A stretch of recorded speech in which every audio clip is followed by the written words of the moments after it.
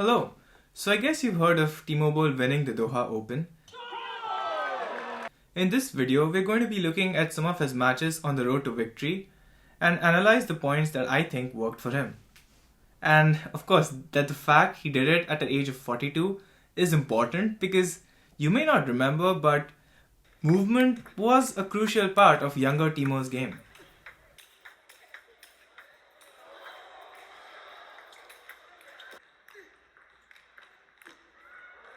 6-2.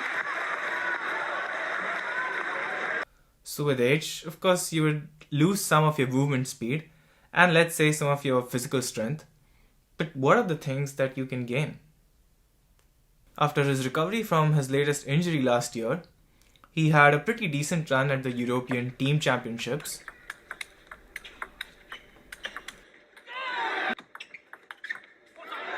After which there was the WTT Star Contender in China in October last year where he defeated Kang Dong-soo and in-form Zhang Peng at the time. And then he lost to Lin Gaoyuan.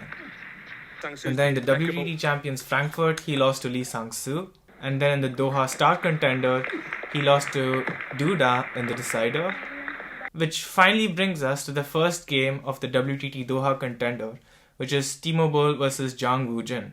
One thing that is clear from this game is that Timo Boll is standing a little closer to the table compared to Zhang Wujin. And he's playing a lot of strokes with his timing closer to on the bounce. Even if these strokes are not as fast, they are effective because they give Zhang less time to react. Of course, one thing you need in order to make this kind of gameplay work is good anticipation that can come with the amount of years that Timo has under his belt. Because if your anticipation is off, then you end up looking like an amateur.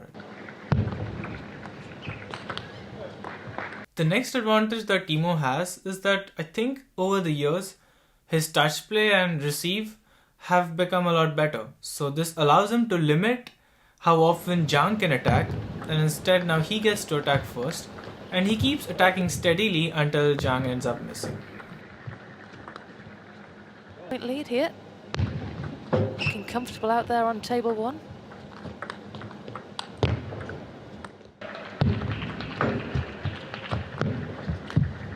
The next tool that we come to in Timo's arsenal is his counter loop. The counter topspin is not such a physically demanding stroke, but it is a stroke with a very small margin for error. Your timing needs to be really fine in order to get it right. And not just that, you also need to adjust the power with which you counter loop. In Timo's case, he doesn't really need to counter loop hard to finish the point right then and there. He just needs to stop Zhang from attacking, and then he can just attack steadily and win the point. And getting the timing right for this counter against different incoming balls is difficult, but I feel this is a stroke that Timo has made his own over the years, and he has a much better success rate with it now compared to the younger version of himself. To discuss the next point, let's go to the next game against Naushad Alamiya. Alamiya is a pretty tricky player, and he has even beaten Lin Gaoyuan before. His serves seem to be hard to handle for most players, and even though he doesn't really use his forehand, his backhand and anticipation is good enough that he gets the attack in, forces the opponent away from the table, and then finishes the point. Timo gets adjusted to Alamiya's services pretty quickly, and then here we see the next big point, which is Timo's control and consistency. Against a player like Alamiya, you'd be tempted to think that, you know what, he has a weak side, so you should attack that side. But a true weakness of someone like Alamiya is not that their one side is weak, but rather they can't really rally back and forth between both sides as normal players could. Even with the longer reach of the forehand for forehand dominant players, it is difficult to cover the entire table. Given that, Alamiya just can't cover the entire table using his backhand. So all Timo has to do is to keep enough pace on the ball so that Naushad can't really counter-attack the ball, and then he can just place the ball over the table before Naushad eventually just ends up missing. And being consistent in this is really important, because if you can stop an unforced error, then you can potentially reduce the gap between you and your opponent by 2 points. Trying to hit the ball too fast and finish it in 1 point can be quite dangerous against a player like Noshad. Hitting the ball slightly slower also allows Timo to recover before the ball has even landed on the other side of the table. And of course, we had some good forehand counters in this game as well.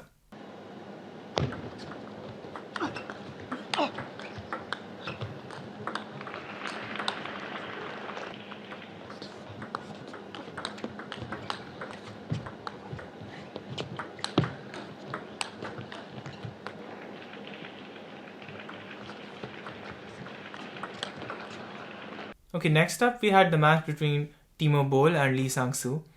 And although Timo got his revenge from the Frankfurt match, we're not going to cover this here because more than Timo doing anything different, I felt as if it was more of Lee Sang-soo just missing his strokes. Unlike Frankfurt, where not only did he beat Timo, but he also went on to beat Fan Zhendong. In the next match, which is the semi-finals, Timo Boll has to face Lin Winru. And this one is a difficult match because all of the strengths that we discussed until now, they're good, but they're not enough to take down a player like Lin. He's a more complete player compared to the previous rounds, and Timo can't just resort to steadily putting the balls back on the table because Lin can just rip them. Lin also has a very good backhand flick, which means that it's that much more difficult for Timo to take the first attack with his own serves. One thing that works and stands out is that Timo starts targeting Lin's forehand. And this may seem a little counterintuitive at first, but Lin is a player who's good with his backhand and his forehand, but from the backhand corner of the table. Structure. Even from the forehand corner, he does pretty well once the point gets into a rally, but this is against right-handed players who can usually attack his forehand using their backhand, which is say slightly weaker, while Timo, being a lefty, can attack Lin's forehand with much higher quality balls.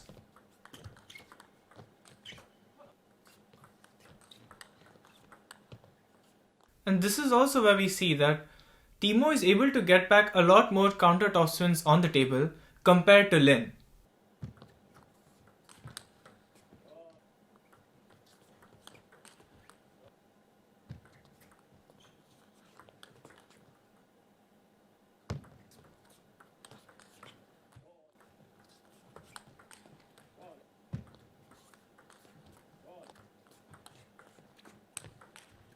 Not just that, Timo starts making these topspins where the ball is really slow but it has a lot of spin on it.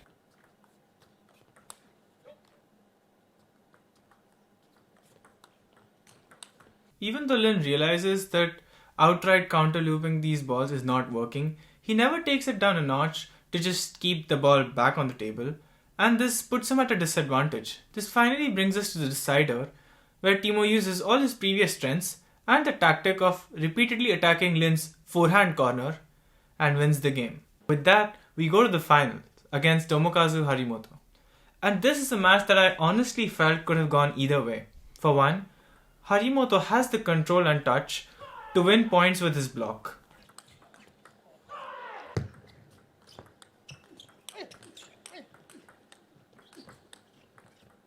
And Harimoto also has a strong backhand flick.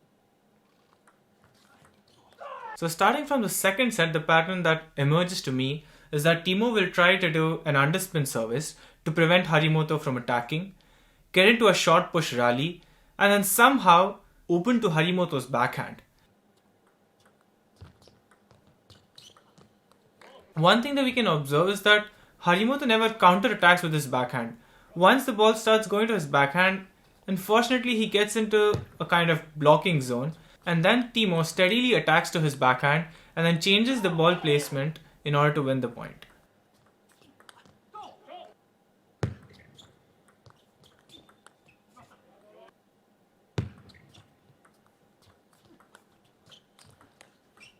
Apart from this, we also get to see many points with Timo's new on-the-bounce counter.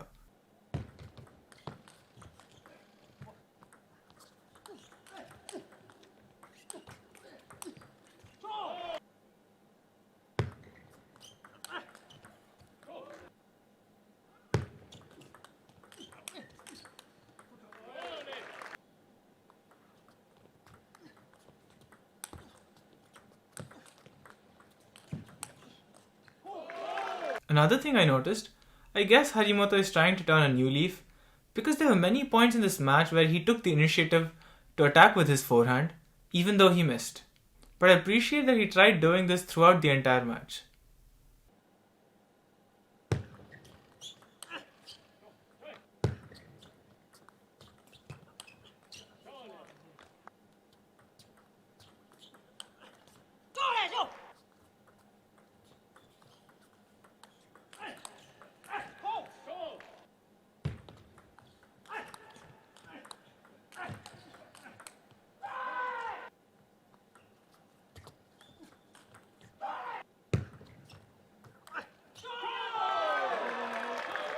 Another thing I really appreciate is that Harimoto, after losing the title, that he was pretty close to winning at one point, he still patiently waits, can understand what it might mean to Boll, and waits patiently to shake Boll's hand.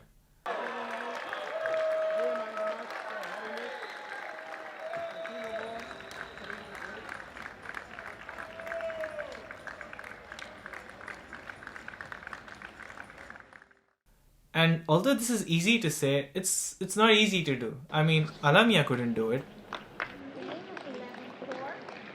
Well, fan favourite Timo Boll. And finally, Timo Boll won the tournament. To reiterate, he was able to use these points to mask the cons of his age, and he used his experience to his advantage. And of course, there was a little bit of luck along the way, and personally I feel that the Doha arena kind of enhanced Timo's style of play, which is emphasizing more on spin and not speed. You know, I once read somewhere in a comment that the fact that someone in their 40s can compete with someone in their 20s means that table tennis is not a real sport. And I don't know about the realness of the sport, but I feel that the very fact that Timo can win this tournament or a 60-year-old can beat a much younger player just goes to show the richness of the sport, and which is why I love it. There are multiple ways to succeed, especially at the amateur level. Irrespective of your age, gender, or mobility, you can still find a way to competitively enjoy this game.